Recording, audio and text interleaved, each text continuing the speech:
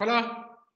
Salutations à vous, cher professeur Yves Gingras, et à tous les participants. Bienvenue dans cette émission du programme intitulé La voix de l'expert, et qui est organisé par le Centre de mesure et d'évaluation en éducation et développement. L'idée est de préparer ce programme ou bien cette émission intervient dans un contexte particulier marqué par l'exacerbation d'une crise sanitaire mondiale causée par le nouveau coronavirus et de ses répercussions et effets multiples à tous les niveaux. Cette idée est également mûrie dans le contexte des crises nombreuses et variées. Voilà aujourd'hui la nouvelle crise, le conflit russien-ukrainien. Et donc, dans le contexte des crises nombreuses et variées qui touchent notre ère actuelle et dans le contexte des transformations mondiales et de l'émergence de nouveaux défis, comme par exemple l'explosion des connaissances, le développement technologique et la révolution numérique. Tout cela donc appelle et oblige à assigner une place nouvelle et vitale à l'expert, quel que soit son domaine ou bien sa spécialisation. En bref, on peut dire que le monde a urgemment besoin à l'expertise et à la science pour gérer les crises et relever les défis. Par conséquent, le vrai pari est d'entendre la voix de l'expert. Le programme Voix de l'expert vise alors à mettre en lumière les caractéristiques, les intérêts et les réalisations des experts dans divers domaines. Également, on va voir leurs attentes et leur perception des choses pour la période post-crise. Et donc aujourd'hui, ça sera la deuxième émission de ce programme au cours de laquelle j'ai l'honneur d'accueillir et d'interviewer notre invité, docteur, professeur Yves Gingras. Merci Yves d'avoir accepté l'invitation. Ça me fait plaisir. Maintenant, je commence par présenter notre honorable invité. Donc, Yves Gingras est historien et sociologue des sciences. Après une maîtrise en physique à l'université Laval, il a obtenu un doctorat en histoire et en sociopolitique des sciences à l'université de Montréal. Il est professeur à l'université de Québec à Montréal depuis 1986. Il a contribué à la fondation de l'Observatoire des sciences et des technologies. Il a occupé le poste de directeur du Centre interuniversitaire de recherche sur la science et la technologie. Il est titulaire de la chaire de recherche du Canada en histoire et sociologie des sciences. Il a conduit une variété d'activités professionnelles dans plusieurs endroits du monde. Yves Gingras contribue de manière importante et significative à plusieurs axes de recherche relatifs à des champs d'expertise assez divers, comme par exemple l'histoire et la sociologie des sciences, l'histoire des sciences au Québec et au Canada, la scientométrie, les controverses scientifiques, les politiques scientifiques et l'évaluation de la recherche. Il est l'auteur à près d'une vingtaine de livres et monographies et a publié plusieurs centaines d'articles. Plusieurs prix ont souligné l'excellence de ses travaux de recherche. Il y a une dizaine de prix, notamment le prix Michel Brunet en 1988, le prix Ivan Slad en 2001, le prix Gérard Parisot en 2005, le prix Jacques Rousseau en 2007, et puis dernièrement le prix comme chevalier de l'Ordre national du Québec en 2019. Avant de commencer, Yves, donc si vous avez donc quelque chose à dire. avant d'aborder les 4 axes de cette rencontre-là.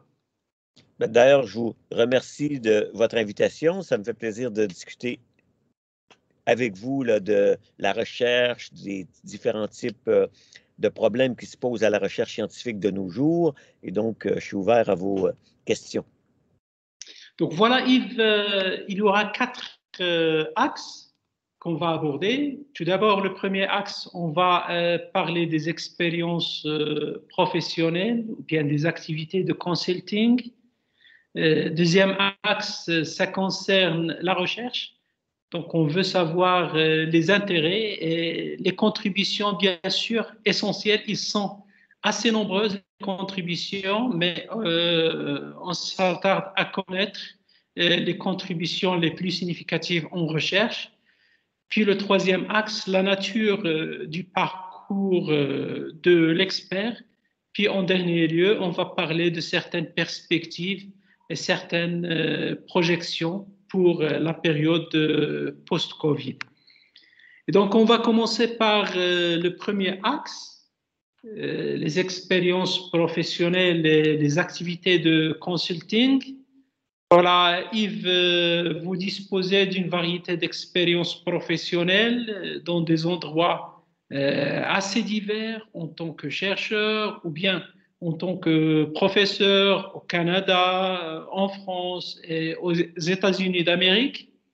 Donc, si vous permettez, veuillez bien nous décrire l'essentiel de ces expériences et activités et nous donner les principaux éléments, bien sûr, ou bien les raisons de satisfaction de ces expériences et activités professionnelles.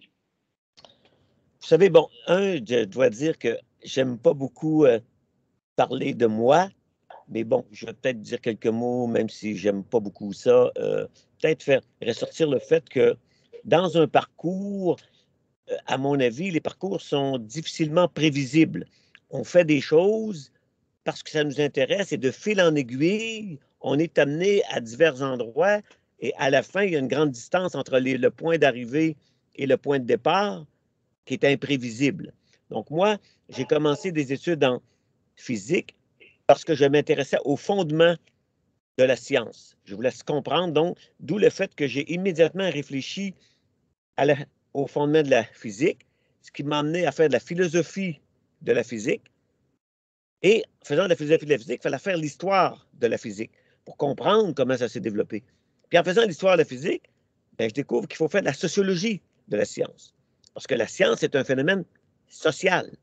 Donc oui, il y a de l'épistémologie, mais il y a aussi de la sociologie et de l'histoire. Donc c'est par hasard, comme ça, en commençant au début en pensant que les fondements étaient dans la physique elle-même, dans l'étude des phénomènes physiques. Ensuite, je me suis aperçu que je m'intéressais davantage à ces aspects sociaux et philosophiques qui sont inséparables, à mon avis. D'où le fait que je fais à la fois de l'histoire, de la sociologie et de la philosophie de la science. Et ça m'a amené ensuite à réfléchir aux politiques scientifiques. Parce que si l'État n'a pas d'argent dans la science, il n'y aura pas de science. La science, c'est une activité qui n'est pas obligatoire. Hein? Dans l'Antiquité, ce sont des aristocrates. Rappelez-vous qu'Aristote disait que pour faire la science, pour faire la philosophie, il faut avoir du temps libre. Et en grec, le temps libre, c'est la skolé. Skolé, c'est le loisir. Et maintenant, skolé, ça veut dire school, ça veut dire l'école. Donc, l'école venait du loisir. Donc, il faut tout comprendre, tous ces aspects-là. Et donc, j'ai ensuite été à l'Université Harvard pour faire de l'histoire des sciences. Et ensuite, bon, j'ai eu un poste de professeur en sociologie parce que je pense que c'est inséparable, l'histoire et la sociologie. Et ensuite, j'ai continué à enseigner la sociologie de la science, mais je suis allé au département d'histoire. Donc, j'enseigne aussi l'épistémologie de l'histoire. Donc, c'est tout ça qui, souvent, sont séparés par des départements. Et lorsqu'on fait l'histoire des universités et de l'enseignement supérieur, moi, j'ai travaillé beaucoup sur la formation des disciplines, parce que ça aussi, c'est relié. Si on parle de physique, comment s'est développée la physique dans les universités? Ça date du 19e siècle. Ensuite, les départements sont formés. La chimie se sépare de la physique, des mathématiques. Et maintenant, le département de mathématiques qui eux-mêmes se sont transformés avec l'informatique. Et on a plusieurs endroits où mathématiques et informatique sont ensemble, ailleurs sont séparés. Donc, j'ai travaillé aussi sur la formation des disciplines dans le monde universitaire. J'ai dirigé beaucoup de thèses sur toutes sortes de disciplines, l'informatique, les mathématiques, la physique, la chimie, la géographie, hein, la biochimie, les sciences biomédicales. Et donc, ça m'a amené, et là, ça m'amène à la consultation peut-être, que j'avais donc une compréhension du système de la recherche. Que dans la recherche, il y a des départements, il y a des universités, il y a de la collaboration internationale, mais il y a aussi des politiques gouvernementales d'innovation. Donc, qu'est-ce que ça veut dire innover? Pourquoi on dit toujours qu'il faut innover? C'est quoi le contenu de ce mot-là? Hein, on parle d'innovation, c'est un mot qui maintenant ne veut plus rien dire. Et plus récemment, j'ai analysé un nouveau terme à la mode qui est l'innovation inclusive. Parce que la mode, c'est de dire qu'il faut être inclusif. On ne sait pas ce que ça veut dire, mais on dit qu'il faut être inclusif. Donc, on parle d'innovation inclusive, ce qui est une contradiction, où on parle d'excellence inclusive, ce qui est une contradiction. L'excellence, par définition, c'est une minorité qu'on considère excellent. Si on dit qu'il faut inclure, ça veut dire qu'on ne s'occupe. Mais là, on veut. Donc, je suis très sensible à la rhétorique et à la politique de l'innovation pour comprendre qu'est-ce que ça veut dire et qu'est-ce que la réalité, elle, nous dit. Parce qu'il faut distinguer la morale, les prévisions de la réalité bête et méchante.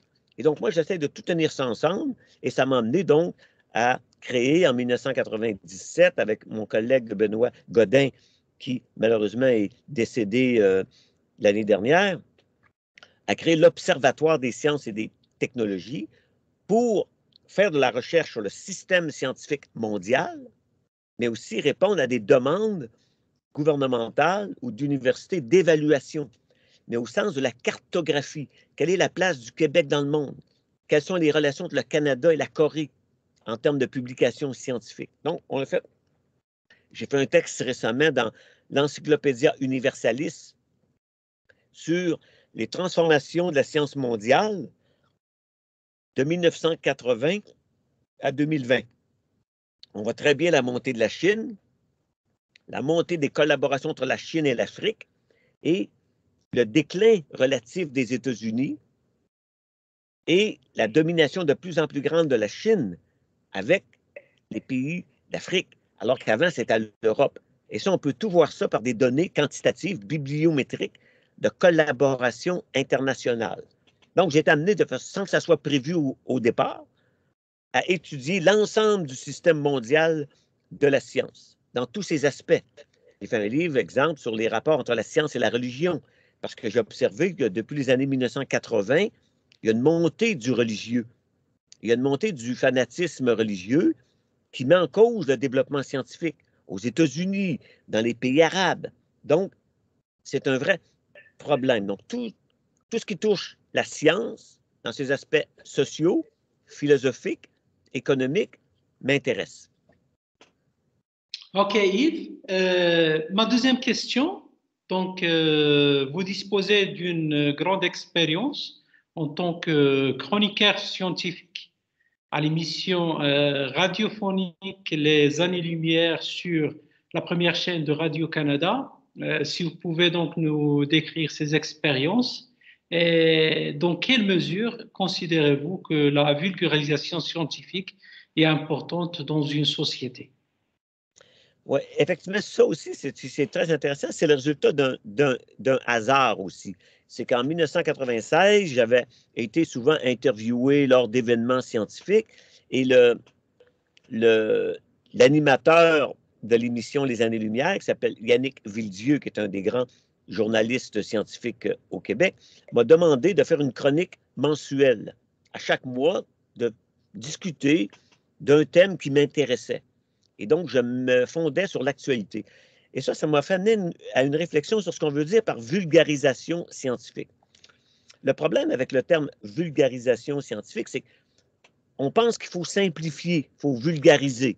Puis il y a beaucoup de scientifiques qui pensent que faire comprendre aux gens, il faut dire des choses simplistes, faire des métaphores, des analogies souvent mal réfléchies. Moi, je ne crois pas à ça. je crois qu'on peut dire rigoureusement ce qui se passe lorsqu'on utilise les bons termes et qu'on explique correctement comment ça se passe. Donc, j'ai dit, OK, je vais accepter de faire une chronique mensuelle sur des thèmes que je vais choisir. Et donc, j'ai pris des thèmes qui correspondent à ce que je viens de vous dire, soit des termes de controverse scientifique pour expliquer comment la science fonctionne. Par exemple, j'en ai fait beaucoup dans le COVID-19 pour expliquer que c'est normal qu'il y ait des controverses, que c'est normal que la science n'ait pas de réponse. Il faut cesser, les élus, les individus, il faut qu'ils cessent de penser que les scientifiques ont réponse à tout. La recherche, par définition, c'est parce qu'on ne sait pas. Quand on pose des questions en mars 2020 sur qu'est-ce qui va arriver avec le microbe, il y a des scientifiques qui ont tendance à parler comme s'ils savaient. Or, on ne le sait pas. Il faut le dire. On ne le sait pas. On fait de la recherche et dans 3 mois, on va le savoir. Donc, j'explique la dynamique de la science, souvent des aspects plus philosophiques pour qu'ils comprennent comment ça fonctionne ou des aspects plus historiques pour montrer que, par exemple, Einstein en 1905, c'est bien beau, mais en 2020, la science n'est plus la même. Il n'y a plus d'individus en science, il y a des équipes. D'où le fait que, par exemple, j'explique que le prix Nobel est un anachronisme. Donner des prix Nobel en 1900, 1930, ça a du sens parce qu'il y a des individus qui travaillent seuls. Mais aujourd'hui, il n'y a personne qui travaille seul. Donc, il faut donner des dizaines d'individus, il faut en choisir 3. Donc, c'est un peu arbitraire. Donc, le choix des Nobel, c'est un peu arbitraire. Et il y a des effets pervers. Donc, je donne des chroniques de 7 minutes où j'explique précisément comment ça fonctionne. Et non pas, je ne crois pas que je simplifie, mais je vais à l'essentiel. Au lieu de donner tous les détails, il faut identifier le mécanisme causal le plus fondamental qui nous fait comprendre comment ça fonctionne. Donc, j'ai fait donc pendant plus de 20 ans et je continue aux années-lumière. Et maintenant, depuis 1 an, je fais une chronique écrite dans la revue française pour la science. Et ça, c'est pareil, une fois par mois, j'ai une page pour analyser un problème. Par exemple, j'ai fait un texte qui va apparaître dans 2 mois environ sur est-ce que les modèles sont là pour prédire, hein? Et donc, comment l'épidémiologie, qui modélise le virus, fait des prédictions. Alors qu'il y a des gens qui disent que les modèles, ce n'est pas des prédictions, mais c'est des scénarios. Et là, j'explique que c'est des jeux de mots. Parce que les scénarios, s'ils sont bons, ils vont prédire. Le but du modèle est de prédire. Ça ne sert à rien si ça ne sert pas à prédire.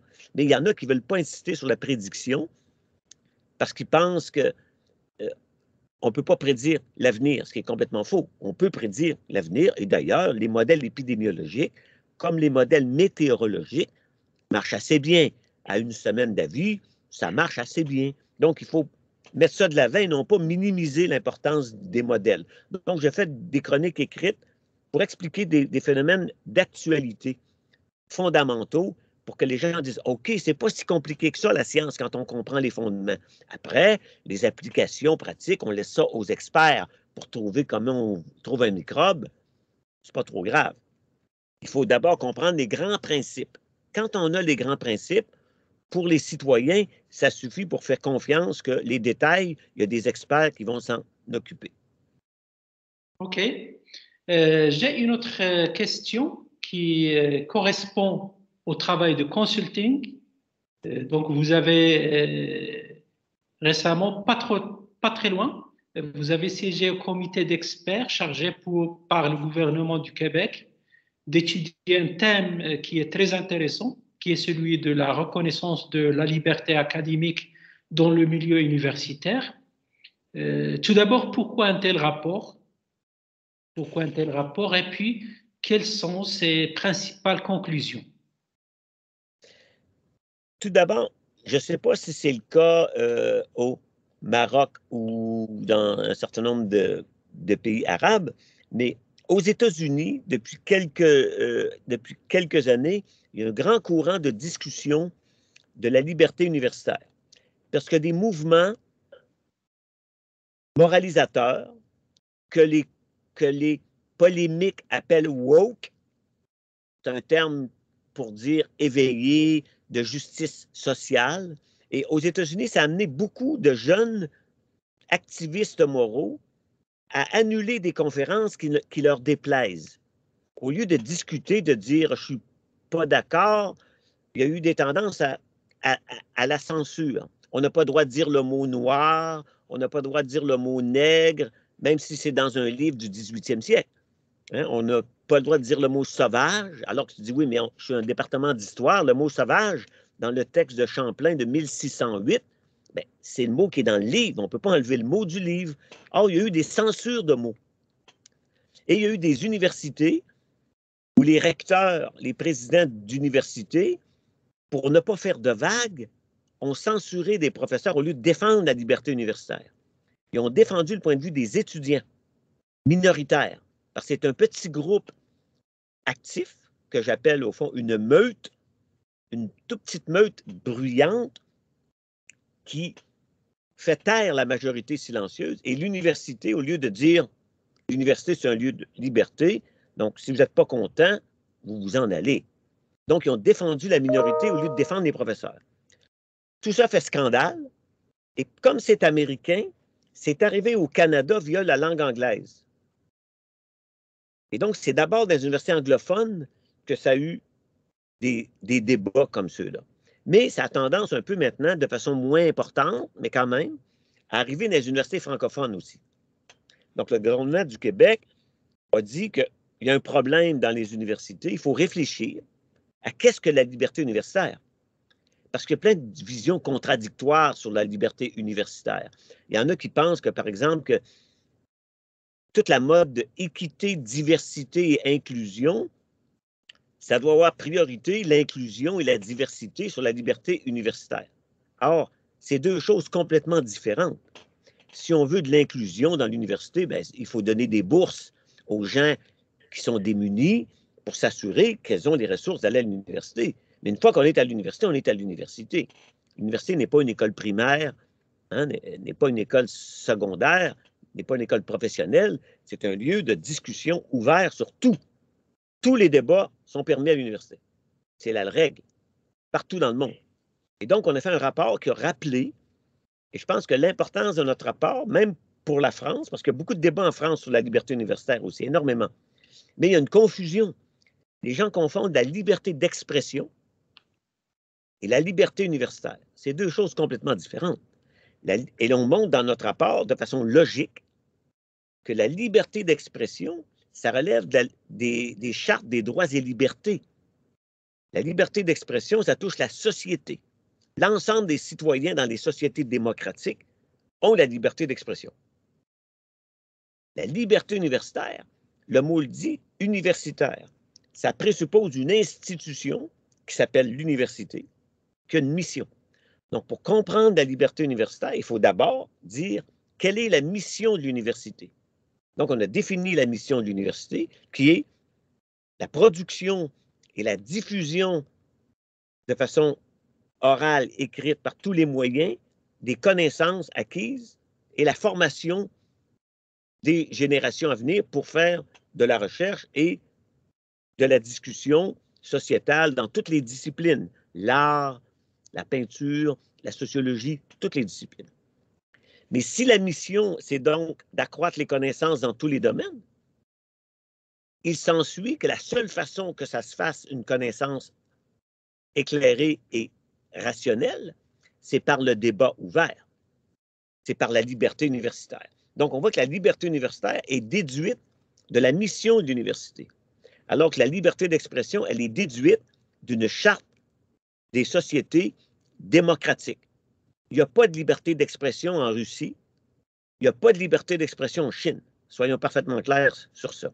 Mais dans nos pays démocratiques, il y a une liberté d'expression. Donc, nous, on dit, c'est pas ça le débat, c'est la liberté universitaire. Donc, ceux qui limitent la liberté universitaire démontrent qu'ils ne connaissent pas la mission de l'université. Et donc, c'est à la fois un rappel à l'ordre des recteurs qui doivent se rappeler la mission de l'université. Et donc, en conclusion, on a suggéré que comme la mission de l'université est définie nulle part de façon précise, comme la liberté universitaire est mal comprise, même souvent par des recteurs d'université, qui pourtant devraient comprendre, par des doyens, par des vice-recteurs, souvent les recteurs, les vice-recteurs, les doyens deviennent là sans réfléchir. Ils ont un poste de doyen, ils disent, bon, moi, je suis à l'université. Mais est-ce qu'ils ont réfléchi à ce qu'est-ce qu'une université? Pas toujours. Certains, oui, bien sûr. Mais ici, on a démontré qu'il y a des recteurs qui parlent et qui montrent qu'ils ne comprennent pas la mission de l'université. Ça, c'est clair et net. Donc, on a conclu qu'il fallait au Québec une loi qui définit la mission de l'université et qui oblige les universités à se doter de mécanismes pour assurer la liberté universitaire. Et qu'un professeur qui considère que sa liberté est brimée, il peut faire appel à un comité qui va dire si oui ou non sa liberté universitaire, elle est remise en cause. Il doit la promouvoir et la défendre. Donc, il faut rappeler aux étudiants quand ils arrivent, vous arrivez dans une institution qui s'appelle une université, voici ce qu'est la liberté universitaire. Aux États-Unis, ça a pris la forme de ce qu'on appelle les principes de Chicago. Parce que, comme je vous ai dit, il y a eu énormément de débats au cours des 10 dernières années. Et il y a quelques années, l'Université de Chicago a dit, OK, on arrête, voici les principes de la liberté universitaire. Et si vous rentrez à l'Université de Chicago, vous devez suivre les normes. Donc, c'est ce qu'on a dit, nous, il faut faire un peu l'équivalent pour le Québec. Une loi qui définit la liberté universitaire et les mécanismes pour la défendre. On verra maintenant si le gouvernement va suivre notre rapport. Nous, notre rapport est terminé. Moi, je pense que c'est un rapport très important pour la francophonie, parce que c'est un rapport logique qui explique les choses de façon, pour la première fois, de façon rigoureuse, avec des sources. On cite des centaines de documents. On a rencontré 50 groupes. On a eu des mémoires. On a fait un sondage auprès des professeurs, des étudiants. Donc, c'est un rapport qui est très riche et qui, pour la première fois, fait un sondage quantitatif, représentatif des points de vue des professeurs sur ce qui se passe dans les universités. Ça n'avait jamais été fait. D'accord, très bien. Yves, est-ce qu'il y a des opposants contre l'adoption d'une telle loi sur la liberté universitaire? Oui, ça c'est intéressant. Et donc là, je vais mettre mon chapeau de sociologue de la science et de l'enseignement supérieur. Lorsque notre rapport est paru, il y a eu des éditoriaux dans les journaux qui étaient favorables à notre rapport. Les seuls qui s'opposent radicalement à une loi, ce sont les recteurs. Mais pas tous.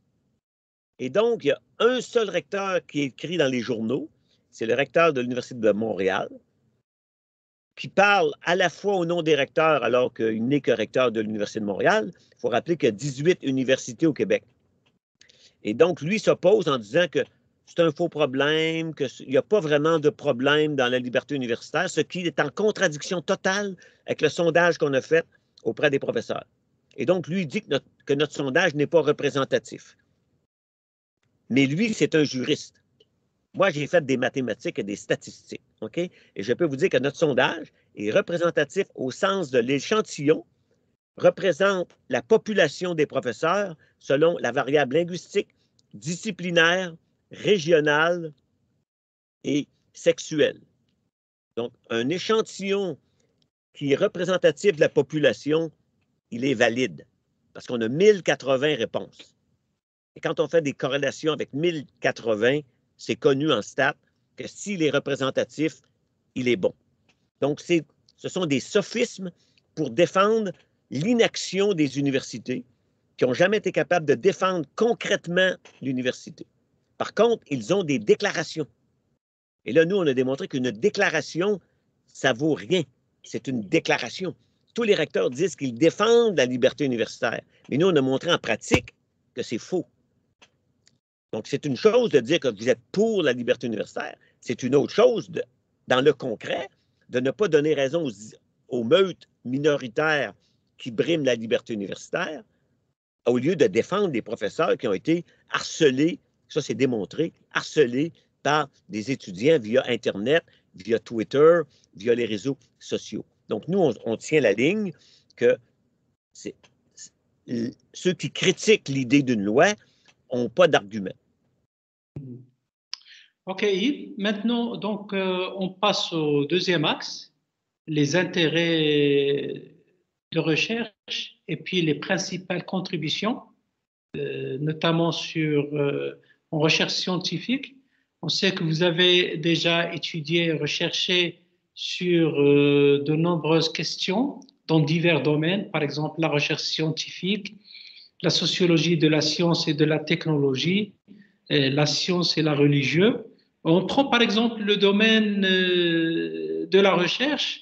Donc, vous avez exploré plusieurs aspects, par exemple l'évaluation de la recherche, l'internationalisation de la recherche, la collaboration scientifique. Donc, pour ce grand domaine qui est la recherche, avec ces aspects-là qui sont très variés, quels étaient les enjeux soulevés dans vos travaux de recherche et puis quel était votre diagnostic et puis quelles étaient les propositions les plus importantes? OK, bon. Je vais prendre l'exemple qui est peut-être le plus intéressant et le moins ésotérique, c'est celui de l'évaluation de la recherche. Je pense que, par exemple, j'ai été amené à intervenir au niveau international à partir de 2007, parce qu'en France, il y a eu la loi sur l'autonomie des universités, et après la mise au point du classement de Shanghai, le classement mondial des universités chinoises, qui a été fait par Caitong University en Chine en 2003, il y a eu ça a beaucoup d'influence en Europe, le classement dit de Shanghai. Or, au plan méthodologique, j'ai montré qu'au plan des indicateurs, ce classement-là n'est pas valide au plan technique. Donc, j'ai développé des critères d'évaluation des indicateurs. Parce que le paradoxe en évaluation, c'est qu'on dit il faut évaluer avec des indicateurs. Et on dit les indicateurs doivent être valides. Sauf qu'on ne donne pas les critères qui montrent qu'ils sont valides. Vous comprenez? On dit que les indicateurs doivent être valides. Oui, mais comment on sait qu'ils sont valides? Parce que moi, je sais que le classement de Shanghai, les indicateurs ne sont pas valides. L'indice H, le facteur d'impact, c'est utilisé souvent dans des contextes où ce n'est pas valide. Donc, j'ai donné 4 critères dans un livre sur les dérives de l'évaluation de la recherche, qui a été traduit en chinois, en anglais, en portugais, en russe, donc ça, je pense que ça a été par hasard une contribution pour dire, si on veut évaluer les universités, oui, on peut le faire, mais il faut le faire de façon rigoureuse. Et ça suppose que chaque indicateur doit être qualifié, valide ou non. Et donc, j'ai dit, mais voici les critères pour qu'ils soient valides. Et donc ça, je pense que c'est important. L'autre chose, c'est aussi d'analyser les détails de ces choses-là pour s'assurer que l'indicateur mesure la bonne chose. Et par exemple, ceux qui utilisent le facteur d'impact pour évaluer les articles, ils font une erreur méthodologique fondamentale. Parce que le facteur d'impact d'une revue, ça mesure la revue, ça ne mesure pas l'article. Donc, c'est une erreur assez évidente, là, mais bon. Le facteur H, que plein de scientifiques en chimie, surtout dans le domaine biomédical, utilisent, ce n'est pas valide non plus. Mais c'est des scientifiques, ils ne font pas de la bibliométrie, ils ne comprennent pas trop. D'ailleurs, j'ai vérifié que souvent, ils ne savent même pas comment se calcule précisément l'indice H. Donc, j'ai fait cette critique-là, puis une critique aussi de pourquoi on fait de l'évaluation quantitative et pourquoi on ne devrait pas le faire dans certaines circonstances. Et donc, ça, c'est une contribution au niveau à la fois méthodologique et aussi politique. Parce que nous, à l'Observatoire, on dit on est pour l'évaluation, mais pas d'utilisation de certains indicateurs. Comme là, la nouvelle mode, c'est d'utiliser ce qu'on appelle des alt métriques. Donc, on ne prendra plus les citations, on va prendre le nombre de tweets, le Twitter pour c'est complètement absurde. Parce que la temporalité de Twitter, c'est 24 heures, alors que la temporalité d'une citation, c'est 10 ans. Donc, voyez-vous, c'est absurde. Mais il y a des organismes subventionnaires qui cherchent des métriques alternatives. Mais je dis, mais c'est absurde. Si vous voulez voir l'effet social, vous ne prenez pas Twitter, vous trouvez d'autres façons. Mais l'effet scientifique, Il n'est pas dans Twitter, il n'est pas dans les réseaux sociaux, il est dans la science. Donc, il y a une confusion chez les dirigeants. Et donc, ça, je pense que j'ai pu contribuer à ça. Et je sais qu'il y a certains gouvernements qui ont finalement allumé, ça prend du temps. Hein, on dit une chose en 2007, ça a des effets 10 ans plus tard. Parce que les gens ont des idéologies néolibérales, ils veulent évaluer avec un seul chiffre, ce qui est irrationnel, alors que le monde est multidimensionnel. Si le monde est multidimensionnel, il faut des mesures multidimensionnelles. Or, l'indice H, c'est un chiffre, donc c'est une dimension, voyez-vous. Donc, j'ai fait un peu cette critique-là. Au plan de la recherche plus fondamentale, je pense que j'ai aussi mis en évidence la formation des disciplines. C'est quoi les mécanismes historiques? Hein? Comment ça commence par l'importation de chercheurs, ensuite une génération de formation d'habitus locaux, la formation d'associations savantes, la création de départements.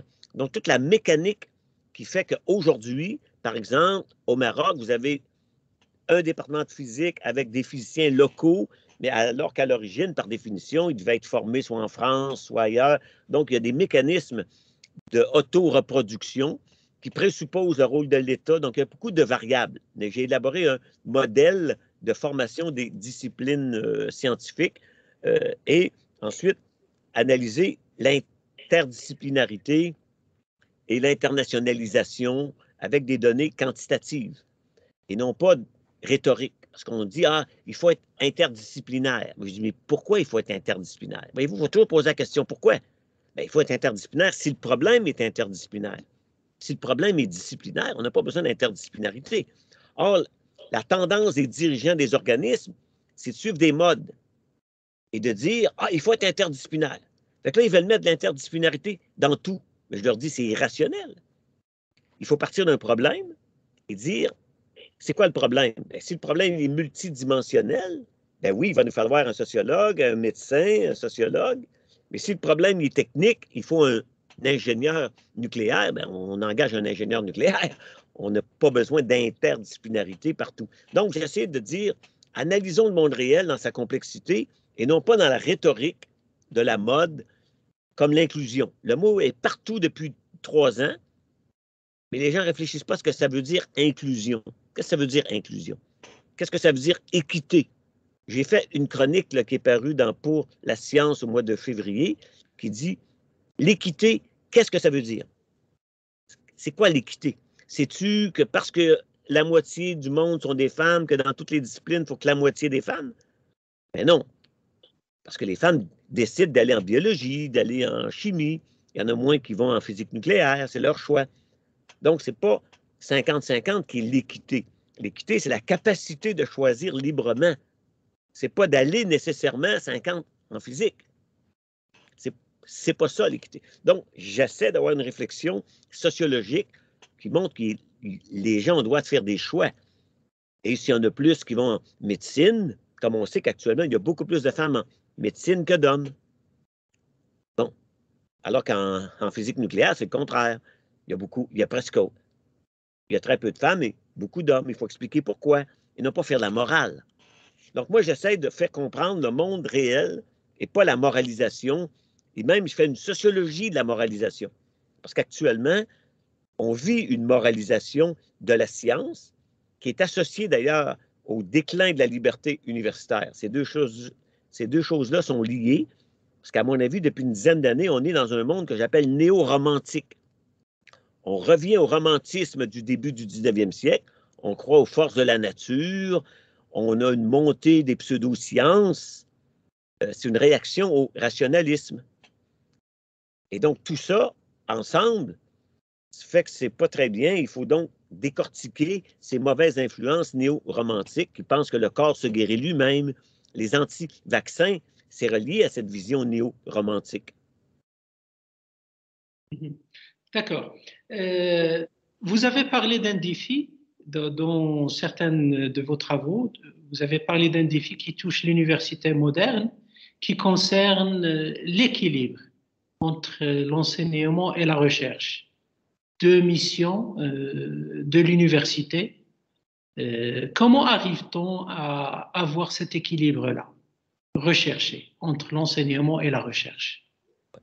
Et ça, c'est une question très importante parce que dans l'université, on assiste toujours à des formules de balancier.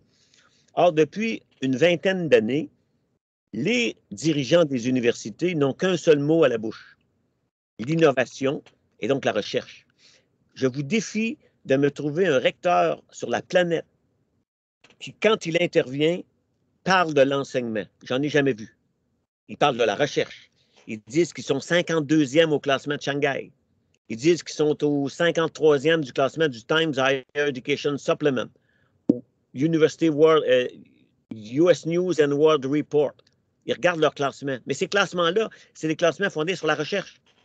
Et ils embauchent les professeurs uniquement sur la recherche. Ils ne veulent pas savoir s'ils sont capables de s'exprimer dans une classe. Ce n'est pas important. Ils veulent aller chercher des subventions. Donc là, on est dans l'extrême sur la recherche. Et ça amène des étudiants à se plaindre que le professeur, souvent, ne parle même pas la langue. Bon, vous vivez dans le monde arabe, mais bon, moi, je vis dans une université francophone et souvent, au nom d'embaucher le meilleur chercheur, ils vont embaucher quelqu'un qui ne parle pas français. Voyez-vous? Donc, c'est un peu absurde. Donc, cette tension-là, c'est de rappeler à l'université un instant, là, on n'est pas un centre de recherche. Par exemple, en France, vous avez le CNRS, le Centre national de recherche scientifique. Ça, c'est un centre de recherche. L'université, c'est un lieu d'enseignement. Donc, il ne faut pas perdre de vue qu'il faut enseigner. Ce n'est pas être contre la recherche, parce que moi, je fais de la recherche, mais c'est trouver cet équilibre pour qu'on n'embauche pas des gens incapables d'enseigner. À ce moment-là, il faut qu'ils s'en aillent dans un centre de recherche. Il gagnera le Nobel, ça sera très bien, mais gagner le Nobel, c'est bien, mais donner des cours de base, c'est ça la mission d'université. Il ne faut pas l'oublier. Donc, c'est toujours difficile. Il faut rappeler à l'ordre les choses. Et lors des promotions, il faut demander une diversité de critères.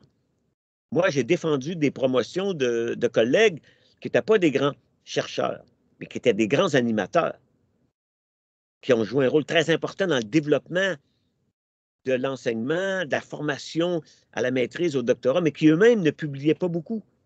Et je dis, c'est pas grave, ça, parce qu'ils ont fait des choses très importantes pour l'université. Il faut que ça soit reconnu. Voyez-vous, donc, c'est de défendre cette double mission d'enseignement et de recherche, qui est le modèle de l'université moderne, qui s'est imposé avec Humboldt et l'Université de Berlin en 1810, et qui ensuite s'est développé à travers le monde, sauf en France, qui ont suivi le modèle soviétique et chinois de séparer les académies des sciences des universités. C'est pour ça que les universités ont moins de crédits en France, en Chine et en Russie. Parce qu'ils ont séparé la recherche dans les académies de la recherche universitaire. Ok, Yves, nous allons maintenant parler d'un autre domaine qui est celui de l'histoire des sciences. Vous avez pleinement étudié ce sujet-là, l'histoire des sciences au Québec et même au Canada. Alors, quelles sont les grandes étapes historiques de la science pour votre région et pour votre pays? Et qu'est-ce qui différencie votre trajectoire, bien la trajectoire historique du pays avec les autres trajectoires historiques d'autres coins du monde? Est-ce qu'il y a certaines formes de similarité, certaines formes de différence entre ces trajectoires-là historiques des sciences? Oui, ça, j'ai étudié ce domaine-là parce que moi, je m'intéresse aux invariants structurels et justement aux ressemblances. Parce que je pense que quand on regarde aujourd'hui les universités et leurs structures, on s'aperçoit qu'en gros, ils sont pareils partout dans le monde. Partout, il y a des départements, partout, il y a de la physique, partout, il y a de la chimie, partout, il y a des mathématiques, il y a des statistiques, il y a de l'informatique, il y a de l'anthropologie, il y a de la sociologie. Partout. Les deux grandes formes de différence, c'est celle que je viens de dire, entre le modèle soviétique, des académies séparées des universités, et le modèle humboldtien allemand, qui, lui, a dominé en Angleterre et aux États-Unis et au Québec et au Canada, où nous, on est des universités du style humboldtien, alors qu'en France, pendant très, très longtemps, c'est encore séparé. Il y a un CNRS en France. Nous, il n'y a pas le... En gros, là, c'est des universités que le gros de la recherche se fait. En France, c'est énormément dans la présence du CNRS. Donc, je me suis intéressé justement à l'histoire. Il y a un vieux texte de 68 qui est très important de Georges Bassala, qui était le modèle justement de la science coloniale, de comment dans des pays ça se développe. Et les premières générations, comme je le disais au début, on doit les importer. Parce que si vous voulez créer des chercheurs, il faut d'abord avoir des chercheurs. Donc souvent, on va les envoyer former en France. Donc nous, on a envoyé des Québécois formés en France à l'Institut Pasteur pour la médecine ou dans d'autres domaines, en anthropologie, en sciences. Et quand ils sont revenus avec les habitus de chercheurs, là, ils ont créé des laboratoires locaux. Donc, je montre pour le Canada et pour le Québec. Alors que le Canada anglais s'est fait beaucoup avec l'Angleterre, parce qu'on était une colonie britannique. Donc, les réseaux britanniques ont fait que le Canada anglais s'est développé selon le réseau britannique. Le Québec, qui est francophone, s'est développé essentiellement par le réseau français. Alors qu'à la Deuxième Guerre, on a déplacé le courant vers les États-Unis. Donc, on a nos premiers chercheurs en sociologie, par exemple, ont été formés à Chicago. Parce qu'on ne pouvait plus aller en France pendant la Deuxième Guerre, puis donc on a réorienté. Donc, j'ai analysé vraiment la formation du système de la recherche. Et ça, c'est assez invariant, parce qu'on le voit dans la plupart des pays coloniaux. Et ce qui est important, c'est qu'ensuite, il y a autochtonisation de la formation. Et ça prend une génération, parce que la première génération de Suisses, par exemple, à Québec, ils ont fait venir des chimistes de l'université j'ai oublié le nom de l'université, mais de Suisse. Et donc, ils ont montré comment ils ont développé le laboratoire, ils ont installé les choses. Donc, en fait, leur carrière au Québec, ils ont formé ensuite des Québécois qui, eux, ont continué leur formation. Donc ça, c'est un modèle qui, à mon avis, est général. Il a des conséquences parce que, et là, je vais donner un exemple qui paraît pointu, mais je pense qu'il est important de toujours ramener un petit détail dans le contexte global. Dans les indicateurs de classement des universités, par exemple, je pense que c'est le cas du Times Higher Education ou du US News and World Report, je ne me souviens plus lequel, mais il y a au moins un des classements qui prend comme indicateur la proportion de professeurs étrangers. OK? Et là, on peut dire, oui, ça montre l'ouverture internationale. Mais non, cet indicateur-là n'est pas un bon indicateur. Parce qu'un indicateur doit être bon du début à la fin. Donc, si vous dites, vous avez comme indicateur le thermomètre, puis vous dites qu'il fait 20 degrés, bien 40 degrés, c'est plus que 20, et 1000, c'est plus que 90. Donc, il faut que l'indicateur soit monotone. Plus il est élevé, mieux c'est. Sinon, ce n'est pas un indicateur. Et donc, si vous prenez la proportion de chercheurs étrangers, la raison pour laquelle ce n'est pas un bon indicateur, c'est que les grandes universités américaines, c'est évident que les États-Unis, c'est un pays immense, ils n'ont pas besoin d'aller chercher de chercheurs à l'étranger. Okay? Donc, c'est nécessairement bas. Par contre, un pays colonisé qui importerait tous ses professeurs de France aurait donc un bon indice d'internationalité, alors que c'est le contraire, c'est un indice de colonialité. Si tous les professeurs du Maroc viennent de France, il y a quelque chose qui ne fonctionne pas au Maroc. Même chose au Québec. OK? La première génération, on comprend, on vient de créer l'université, il faut bien les prendre ailleurs. Donc, c'est la science coloniale, c'est normal. Dans la deuxième génération, il faut qu'il y ait autochtonisation. Donc, le modèle que je propose a des conséquences sur les indicateurs utilisés. Donc, je dis, un indicateur qui donne des points parce que tu as plus de profs étrangers, c'est absurde. C'est complètement absurde. C'est pas qu'on est contre les professeurs étrangers, c'est dire que c'est pas un indicateur de qualité. C'est un indicateur d'autonomie. Les États-Unis, on le sait très bien, c'est le pays scientifique le plus important au monde. OK? Donc, ils n'ont pas besoin d'amener des Chinois, là. Hein? En gros, il y en a des bons, mais qui sont aux États-Unis, mais ce n'est pas un indicateur. Donc, oui, l'ouverture internationale, Moi, j'étais prof invité dans 10 universités françaises, c'est correct. Les Français sont capables de se former, puis nous aussi, et chez vous aussi. Okay? Donc, la circulation est une chose, mais en faire un indicateur, c'est absurde. Donc, c'est important de comprendre le développement historique des disciplines pour comprendre l'autonomisation des pays. OK, Yves, un autre domaine également pour lequel vous avez contribué énormément, c'est celui de sociologie de la science et de la technologie. Tout d'abord, est-ce qu'ils sont différents, sociologie de la science et sociologie de la technologie? Ça, Oui, c'est d'une part. Et puis, d'autre part, pourquoi ce domaine est très important et quelles étaient les principales contributions? oui, je pense qu'il faut qu'on sépare sociologie de la science et sociologie de la technologie. La sociologie de la technologie est inséparable, à mon avis, des théories de l'innovation. Donc là, on se rapproche du pôle de l'économie de la recherche. Parce que la technologie, c'est le développement d'artefacts qui finissent sur un marché, essentiellement. La science, c'est l'art de comprendre le monde. Donc, la définition de la science, parce que aujourd'hui, c'est pareil, le mot science est un peu galvaudé, on parle de sciences religieuses, hein, il y a des mots, ou science de la gestion. Donc, science, c'est un mot très, très vague. Au plan épistémologique, moi, je le définis de façon très précise, c'est rendre raison des phénomènes par des causes naturelles. C'est ça, la science. C'est expliquer par des causes naturelles. Donc, si une pomme tombe et vous dites que c'est un fantôme, ben, ça ne fonctionne pas, parce qu'un fantôme, ce n'est pas une cause naturelle. Si vous dites que c'est un miracle, c'est peut-être un miracle, mais ce n'est pas de la science. La science va dire non, il faut une cause. La gravitation, n'importe quoi, les ondes électromagnétiques, il faut une cause naturelle.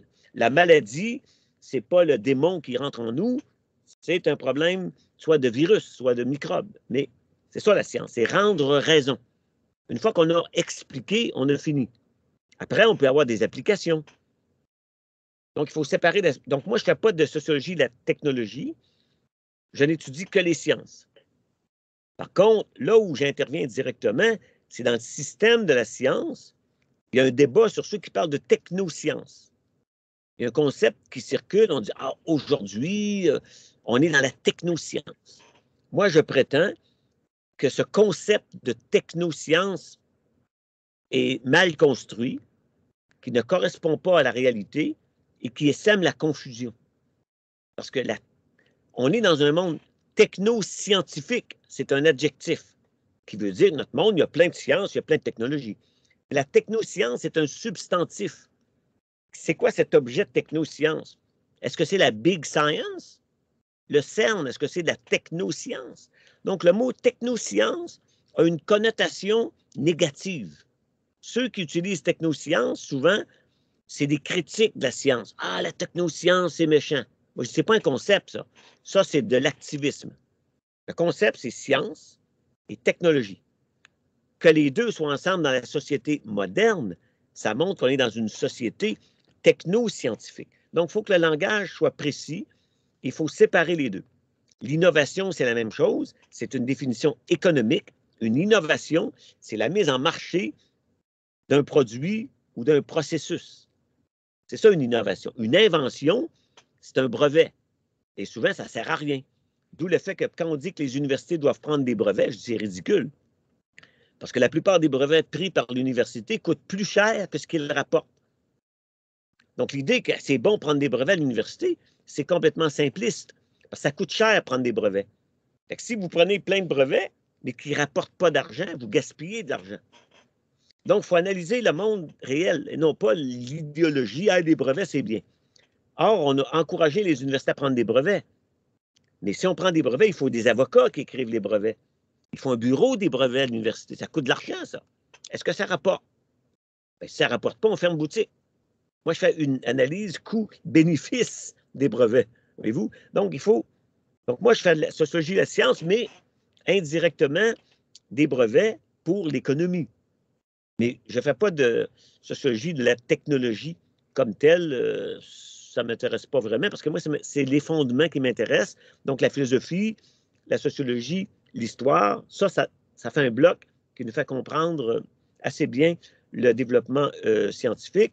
Et donc, j'ai fait un petit livre qui a été traduit aussi un peu, qui est une introduction à la sociologie de la science dans la collection Que sais-je, qui explique le développement de la sociologie de la science et quels sont, à mon avis, les principes qui nous font comprendre le mieux actuellement comment fonctionne la science. Et avec cette méthode de sociologie des sciences, pour vous montrer que la sociologie des sciences, à mon avis, est inséparable de l'histoire des sciences, j'ai fait aussi un Que sais-je, histoire des sciences, mais dans lequel il y a un modèle sociologique de l'histoire des sciences, voyez-vous, fait que les deux sont reliés. Puis dans la sociologie des sciences, il y a une partie d'historique pour expliquer comment s'est développée la recherche industrielle, comment s'est développé, donc quel concept pour expliquer le développement des sciences dans la société. C'est l'histoire. Donc la sociologie historique est à la fois historique et sociologique. Et l'histoire sans sociologie est incomplète et la sociologie sans histoire est vide. Donc c'est une petite phrase de Kant, hein? L'histoire sans la sociologie est aveugle et la sociologie sans l'histoire est vide.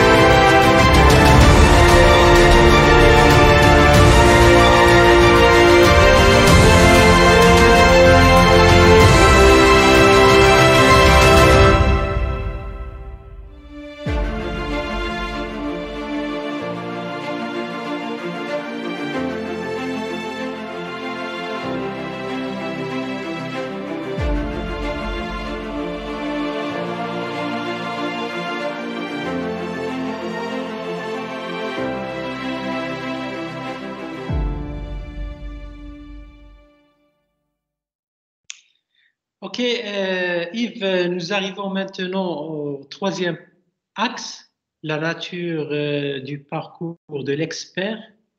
Ici, on va chercher comment était votre route académique.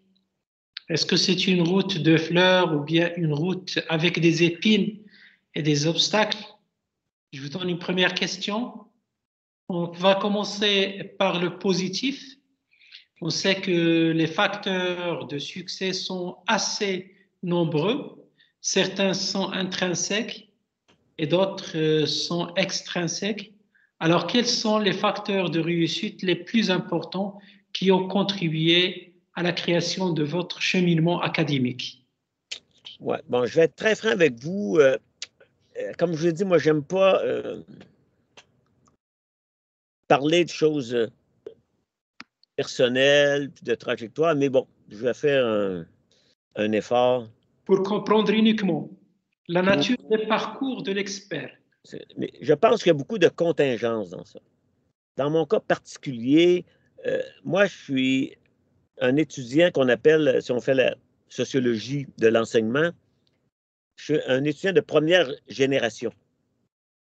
Hein, je ne sais pas si le concept existe chez vous, mais cette idée d'étudiant de première génération universitaire, ça veut dire que leurs parents n'ont pas allé à l'université et les grands-parents non plus.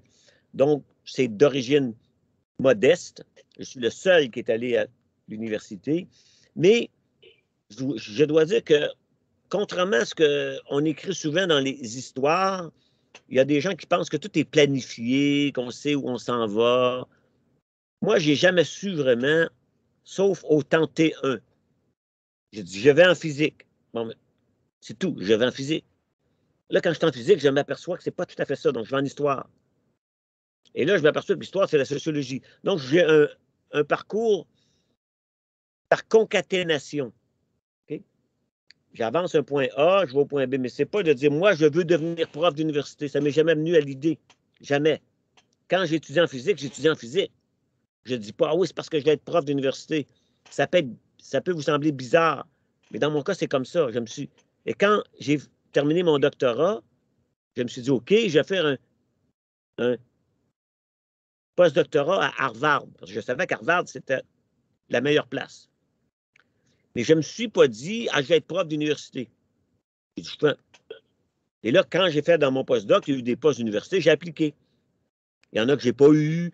J'ai été interviewé à 3 places, je n'ai pas eu le poste. Une autre place, j'ai eu le poste. Bon, voyez-vous, c'est assez bizarre. Alors qu'aujourd'hui, je vois les jeunes qui ont l'air à penser tout planifier d'avance. Je dis, ah bon, c'est peut-être, mais moi, je n'ai jamais rien planifié. Et donc, dans ce sens-là, j'ai jamais eu d'obstacle. J'ai jamais eu la seule, pas obstacle, mais la seule, comment dirais-je, le seul événement traumatique un peu, stressant, c'était le passage de la physique à l'histoire. Parce que là, j'étais dans un autre monde. Moi, j'ai fait un bac, une maîtrise en physique. J'ai fait tous les cours de physique, relativité générale, théorie quantique des champs, mécanique quantique, relativité, tout. Théorie nucléaire, j'ai tout fait. Et ça, c'est un monde, la physique. Hein? C'est des personnalités spéciales. Et là, je m'en vais en histoire. C'est un saut absolument énorme. Et donc, j'ai pris un risque. Et là, j'étais un peu stressé. Je dis, dans quelle histoire je m'embarque? Et le hasard a voulu que ça a été très bien.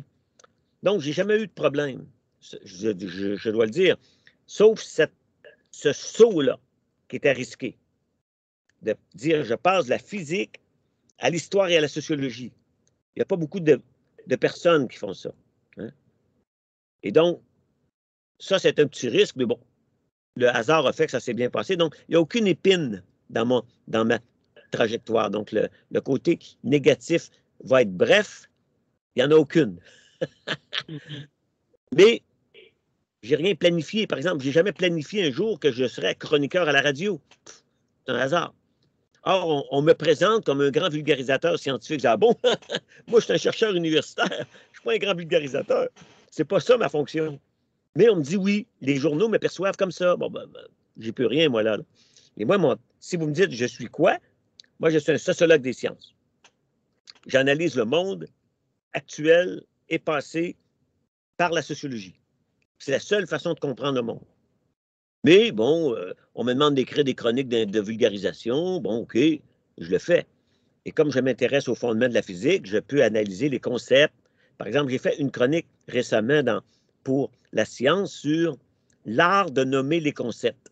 Je montre qu'il y a des concepts mal nommés et que si vous nommez un phénomène, si vous le nommez mal, on va mal comprendre.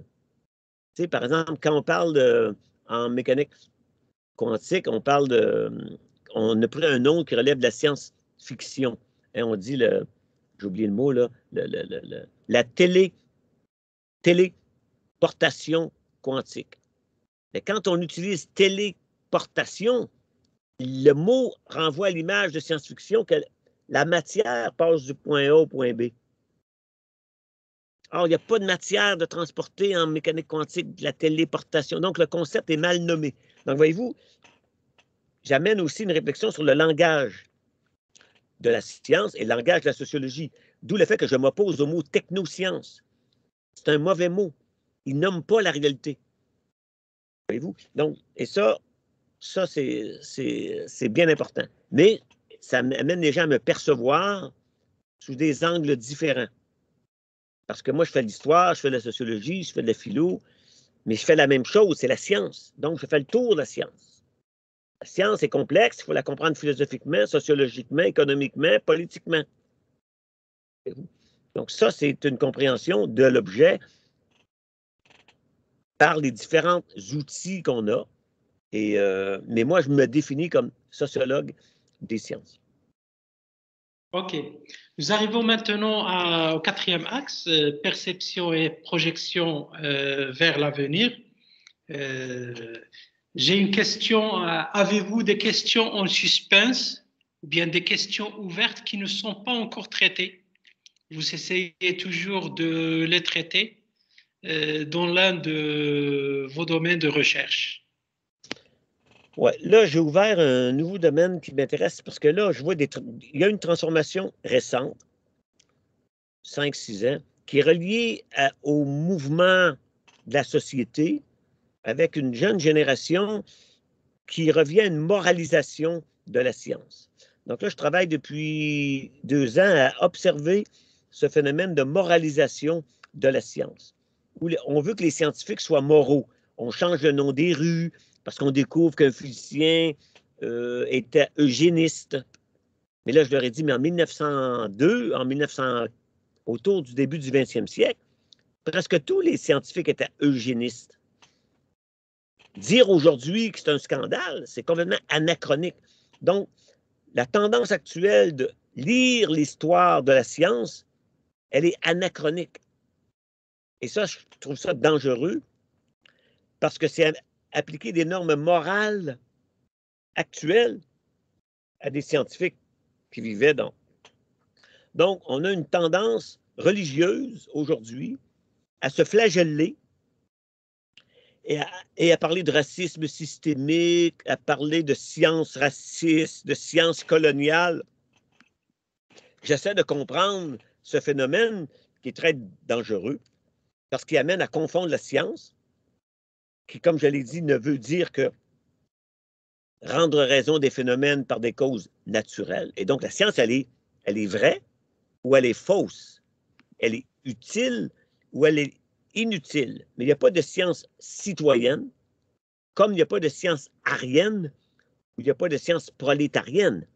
Ceux qui parlent de science citoyenne oublient que les nazis parlaient de sciences juives et de sciences ariennes et que l'Union soviétique, à l'époque de Lysenko en biologie dans les années 40 et 50, parlait de sciences bourgeoises. Donc, quand on met un adjectif à côté du mot science, c'est dangereux. Et là, on le voit de plus en plus. Par exemple, en bibliométrie, il y a un phénomène tout nouveau qui, à mon avis, je vais être très clair, est absurde. On parle de équité ou de justice citationnelle. On veut que les citations qu'on fait soient justes. Mais qu'est-ce que ça veut dire, ça, une citation juste? Est-ce que je vais vous citer parce que vous êtes du Maroc? Ben non, je vous cite parce que vous m'êtes... On doit être honnête dans les citations. Je vous cite si je vous trouve utile. Mais je ne vous cite pas parce que vous êtes marocain. C'est absurde. En plus, il faudrait que j'aille sur le web voir la couleur de votre peau. Donc, aux États-Unis, actuellement, il y a un courant que j'appelle, et ça, c'est un peu dur, là, je vais être très clair, un courant que j'appelle néo-raciste, parce qu'il n'est pas conscient d'être raciste, mais qui veut qu'on cite équitablement les races. C'est quoi une race? Est-ce que moi, je vais aller sur le web voir le nom de l'individu pour voir s'il est blanc ou si c'est une femme? J'ai un ami qui s'appelle Camille. Vous savez que Camille, c'est à la fois le nom d'un gars et le nom d'une femme. Donc, je ne peux pas savoir si je cite Camille parce qu'il est un homme ou il est une femme. Donc, il y a une forme de délire collectif actuellement dans la communauté scientifique. Vous pouvez lire ça dans Nature, dans Science. Il parle de justice citationnelle. Donc, on met le mot justice partout. Vous savez qu'on a inventé le mot justice épistémique. Et on parle aussi de injustice épistémique. Qu'est-ce que ça veut dire de l'injustice épistémique? Si vous ne croyez pas aux lois de la mécanique quantique, est-ce que moi qui vous dis que vous ne comprenez pas la mécanique quantique, je suis injuste, que je dois être ouvert à votre compréhension du monde qui dit que ce sont les fantômes qui règlent le monde. C'est pas de l'injustice. C'est qu'un, c'est la mythologie autochtone, puis l'autre, c'est la physique. Donc, il y a des concepts qui ont émergé au cours des quelques dernières années où on met le mot justice partout. Mais j'ai dit, la justice en sociologie, ça relève du droit. Ça ne relève pas de la morale. Donc, on parle de justice épistémique, de justice citationnelle.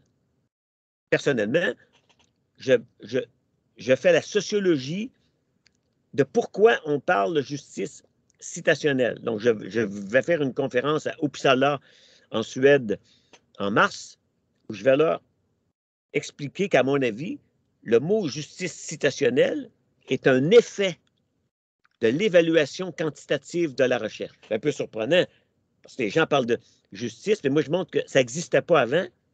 Et la raison pour laquelle on a inventé le nom de justice citationnelle, c'est parce qu'on veut évaluer quantitativement tout le monde. Or, si on vous évalue par les publications et si on vous évalue par les citations, vous voulez être cité parce que vous allez être évalué sur vos citations. Et comme vous voulez être cité, vous allez demander une équiprobabilité d'être cité. Mais il n'y a pas d'équiprobabilité d'être cité. Hein? On a cité plus Einstein parce qu'on a trouvé ça intéressant, mais c'est aléatoire. Et la probabilité d'être cité est en 1 sur R carré, donc il n'y a pas d'équiprobabilité des citations. Donc là, ça, c'est le phénomène qui m'intéresse actuellement, la moralisation de la science. OK. Un autre point, on va parler de l'avenir de la recherche scientifique. L'OST produit des chiffres clés sur la recherche en collaboration avec les fonds de recherche du Québec. Les indicateurs couvrent 3 thèmes principaux, à savoir les investissements, la capacité de recherche et la production scientifique. Quelles seront les prévisions de ces indicateurs clés sur la recherche pour le futur? Si on regarde les tendances, il faut dire que, bon, au niveau local, les tendances sont relativement stables. Okay? C'est-à-dire, parce qu'on est dans un système que j'appellerais, au fond, routinisé. Le système est stable, il n'est pas en état de développement. Quand ça se développe, ça croît de façon exponentielle. C'est ce qu'on voit avec la Chine. Mais dans les systèmes stabilisés, ça ronronne. Donc, il faut s'assurer que ça ne chute pas. Et là, ça, c'est le renouvellement des investissements. Donc, je dirais que les tendances sont relativement stables au niveau local. Et que la tendance à l'internationalisation, c'est une droite très stable qui fait qu'aujourd'hui, par exemple, au Québec et au Canada, plus de la moitié de toutes les publications scientifiques sont écrites en collaboration internationale. Bon, avec les Américains, les Français, les Britanniques, les Chinois. On est donc dans un réseau très dense de collaboration internationale. Au niveau international et mondial, ce qui est évident depuis 10 ans, on peut le dater autour de 2005, c'est le décollage absolument fulgurant de la Chine, qui s'explique de façon, au fond, relativement simple. Dans les sociétés démocratiques, les États sont élus à chaque 5 ans, environ 4-5 ans. Donc, les politiques gouvernementales, quand on voit aux États-Unis, sous Bush, qui était de droite, il a coupé dans les recherches sur les cellules souches parce que la droite fondamentaliste, religieuse, évangéliste ne voulait pas qu'il y ait de recherche sur les cellules souches. Quand Obama est élu, il a annulé ce décret et il a investi. Donc, voyez-vous, il y a des fluctuations. Dans un État totalitaire comme la Chine, on peut faire un plan sur 40 ans. Et la Chine a un plan sur 40 ans. Et le plan marche très bien. Parce que c'est une dictature. Donc, on fait ce que Xi Jinping dit et on voit la montée de la Chine, qui a un plan très bien. 1000 talents, la Chine envoie des étudiants à travers le monde. Ils savent où ils les envoient. Ils rapatrient d'autres. Et donc, la Chine va s'autonomiser au plan scientifique et va devenir dominante. Et c'est elle qui va inviter des gens dans les 15 prochaines années. Donc, il y a une croissance de la centralité. Et j'ai fait des réseaux où on montre que dans les années 80, en gros, le monde est un duopole, en gros, c'est-à-dire deux gros pôles, l'Amérique du Nord, l'Europe, autour duquel un peu les pays arabes très peu, l'Afrique très peu. Mais maintenant, depuis les années 2000, c'est tripolaire. La Chine, l'Europe, l'Amérique du Nord. Et autour de ça, l'Afrique, le monde arabe. Voyez-vous? Donc ça, c'est la tendance parfaitement claire, c'est la croissance et la de plus en plus grande domination de la Chine dans les réseaux scientifiques internationaux. OK. Une autre question concerne les effets futurs des transformations actuelles en termes d'explosion des connaissances et de la révolution numérique. Tout cela va s'étendre et se développer dans l'avenir.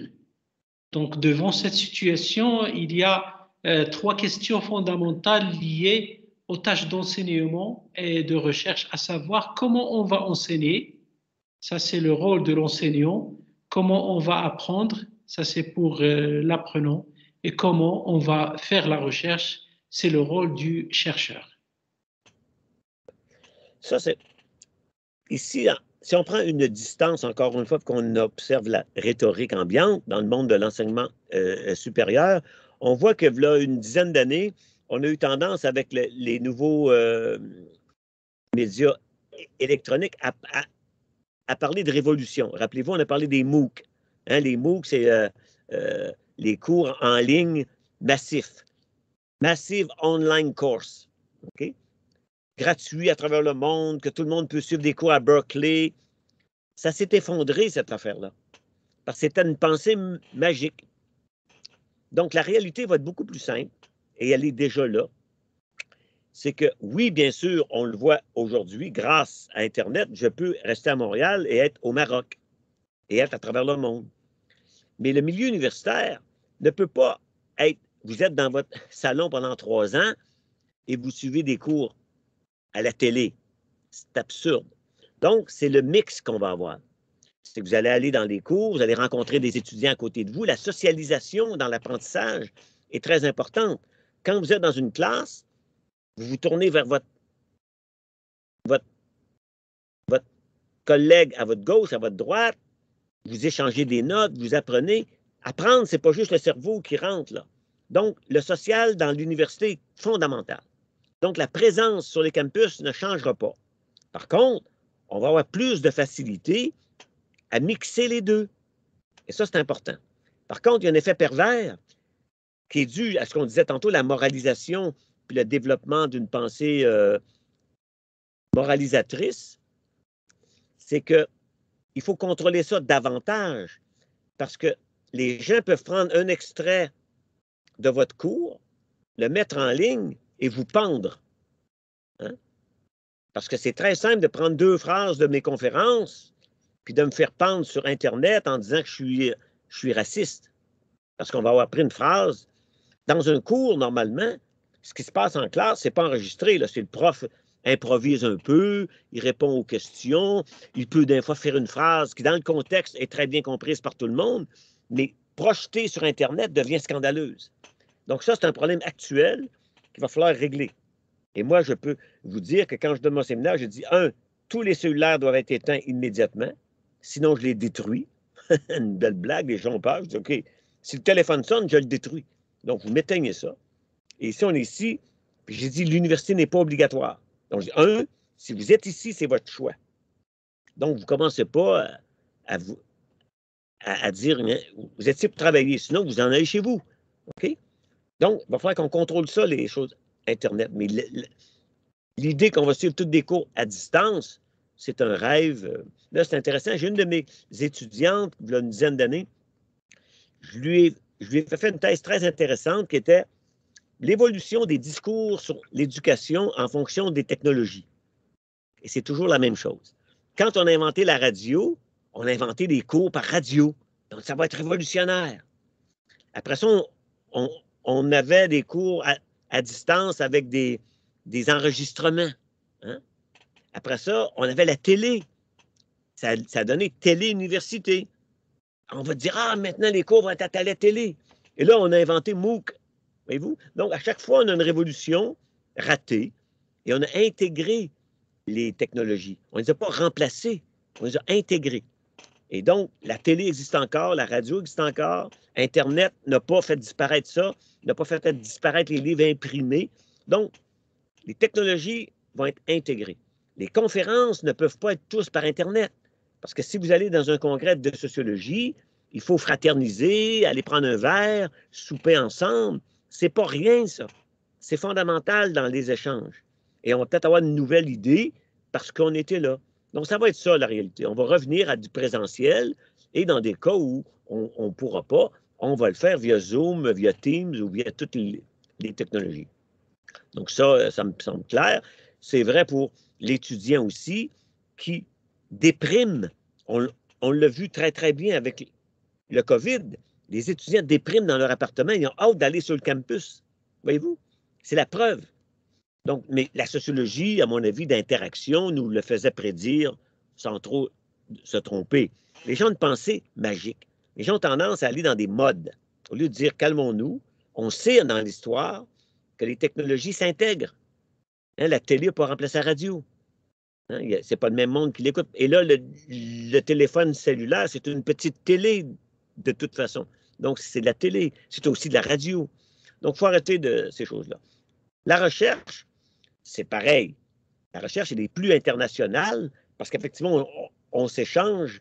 Mais ça, c'est commencé avant. Hein. Vous savez, les premiers réseaux internationaux avec les FTP protocoles, c'était dans le monde de la recherche. C'est après qu'Internet est devenu public.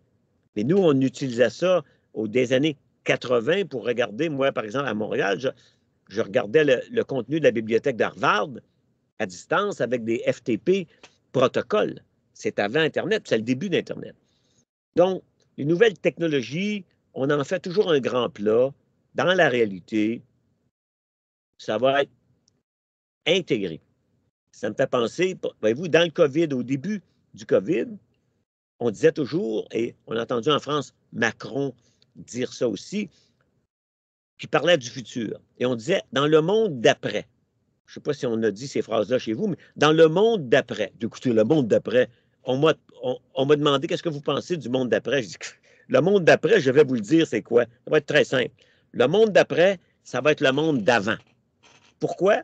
Parce que le monde d'après, ça va être le monde capitaliste qu'on connaît, les échanges, le marché, avec des petits changements, parce qu'il y a des microbes qui circulent. Des compagnies comme Pfizer font des milliards de dollars.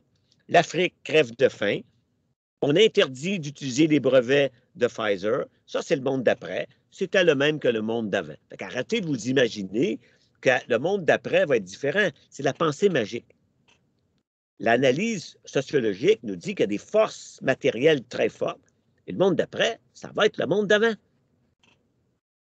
Pour le meilleur et pour le pire. Hein. Je ne dis pas que c'est bien, moi. J'analyse la réalité. Dernière question, Yves. Si vous voulez bien partager avec nous vos ambitions et projets futurs. J'ai noté l'open question, hein, le domaine nouveau que vous allez donc explorer ou bien que vous l'avez déjà commencé l'exploration depuis 2 années. Et puis maintenant, est-ce qu'il y a d'autres ambitions, d'autres projets pour le futur? Oui, ben j'ai beaucoup de travaux en cours. J'ai 3-4 livres à terminer sur des sujets complètement différents. Et donc, sur le plan de la sociologie, c'est l'intérêt de la moralisation de la science, ça c'est clair.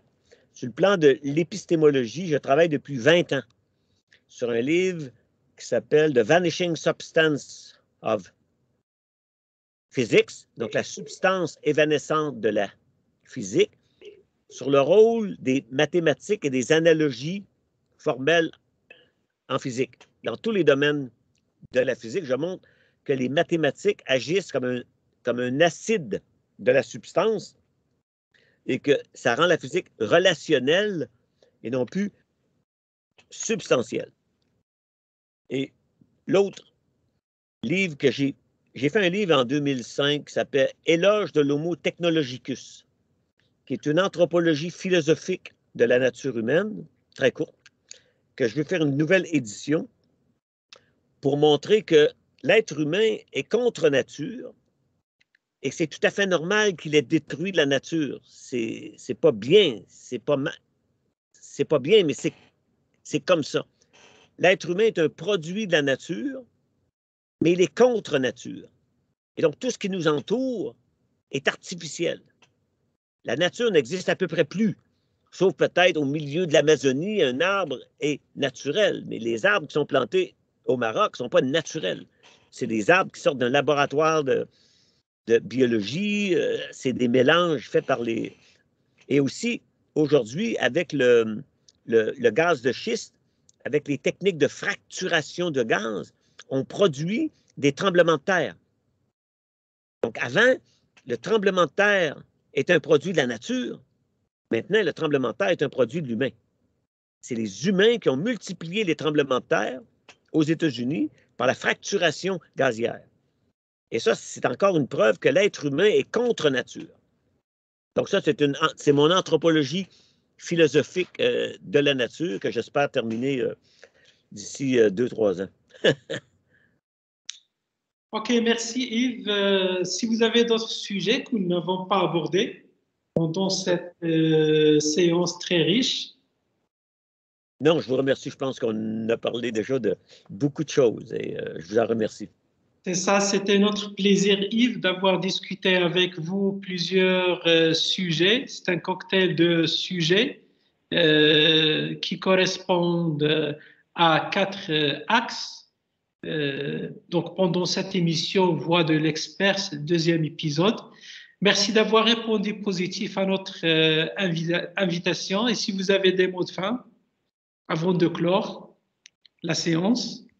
Bien, pour clore la séance, je dirais que j'espère que ce qui a été dit va être utile aux gens pour réfléchir qu'il faut toujours chercher des mécanismes et avoir une distance critique face à tous les discours, même les plus généreux. Parce que je termine toujours mes conférences en disant qu'il ne faut jamais oublier que la voie vers l'enfer est pavée de bonnes intentions. Merci beaucoup, cher Yves. Merci beaucoup. Plaisir. Au revoir. Au revoir. Au revoir. Merci beaucoup. Merci.